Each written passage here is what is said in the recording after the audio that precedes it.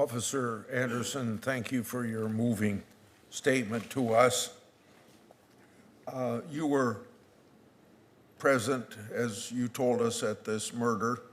You testified at the trial. Speak to the motivation of the murder and what you heard about it at the trial.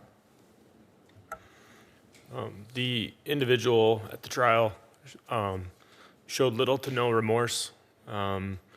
If anything, his facial expressions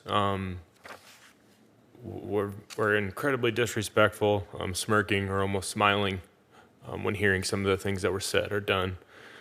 He had a clear, known disdain for law enforcement in the community, very well known. And on that day of that incident, he baited an officer into a pursuit purposefully to draw that officer out of town to attack that officer. He had a crazy idea of that he was going to teach that officer a lesson that day, and some of his statements supported that. Okay. Sheriff Bosher, you spoke about supporting the legislation that I talked about. In your extensive experience running one of the country's largest sheriff offices, have you seen a substantial increase in the rate of dangerous but non-lethal interaction between your officers and criminal suspects? And what can we do to improve our ability to identify and measure these situations? Yes, sir. Thank you for the question, Senator. We have seen an increase. As I mentioned, we've seen a dramatic increase both on assaults but also on resisting arrest, which I think comes from the overall disrespect for authority and each other in general. Last night, we had 4 people resist arrest, last night.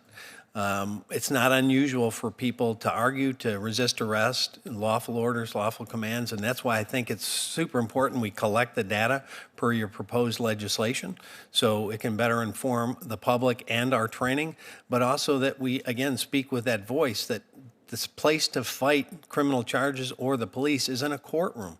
Everyone seems to think it's okay these days to argue or fight on the street, and there is no good outcome that comes from that. Sergeant Penny, you spoke about the online radicalization of individuals who target the police and organized targeting of police officers. What is the relationship between the Defund the Police movement and the targeted violence against law enforcement? Yeah, thank you, Senator, for the question. Yeah, you can have something that's benign as defund the police, like it was, just the logo. But once you take that on social media, the message proliferates with the hashtag. And I think that's what we've lost so much in discussion because we think of it as just being benign, but the reality is radical groups, individuals use this same content to incite violence against police. So let's think about it. In Minneapolis alone, it was trending with defund the police, right?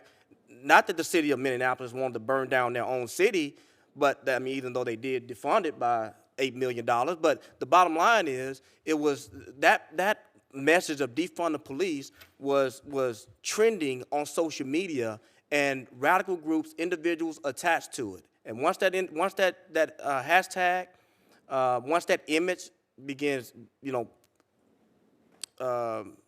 being transferred along or proliferating through social media, more people are going to attach to it, and that's how you saw some of the riots happen over and over again. We need to have better regulation of these social media platforms. We need to have better control over the content that's being used to incite violence against police. Yeah, it may not necessarily be the benign image itself, but when that image is attached to hashtag Black Lives Matter, hashtag defund the police, hashtag kill the police, that's the thing that you have to worry about is what's proliferating with the message. And that's how those groups organize, Senator. Thank you. Sergeant Penny, in your written testimony, you acknowledge that some good people only wanted to peacefully protest police brutality.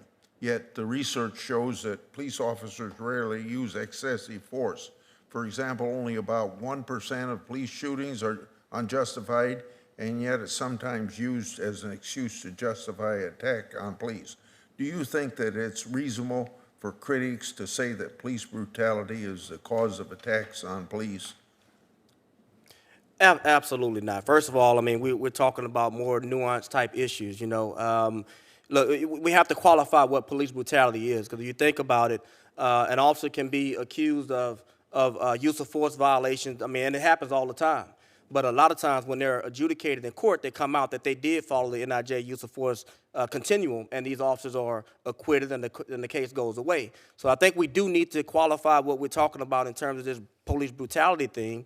But no, the bottom line is we cannot, under any circumstance, allow attacks on our police officers. Regardless of what these individuals say they're protesting police officers for, we're not going to give validation for it. In fact, I think we need to start holding individuals accountable, which we have not done a great job of prosecuting radical groups and people that incite violence against police officers using what we have on the books already, domestic terrorism policy.